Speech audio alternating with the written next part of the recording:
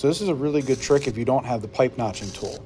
What you can do is find the center of the crossover pipe, and then from the center of that mark, you use the total diameter of the pipe to mark down on the bottom piece. Take a piece of string that's that length, use a marker, trace it out with a radius like that. Then you can take your grinder, cut that line, clean the cuts up, and then when you go to fit it up, it'll actually fit up quite nice. That way you don't have to fill in like an inch of space. It's actually a really good trick. I like this one.